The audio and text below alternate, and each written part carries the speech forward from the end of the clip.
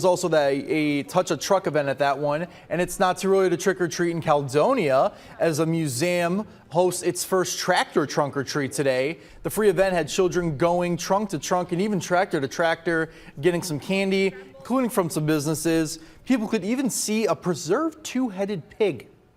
We had a lot of first-time visitors to our museum today, learning all the different things that we have on site, and many were just amazed that this has been sitting here, that they've been driving by it for years with never knowing.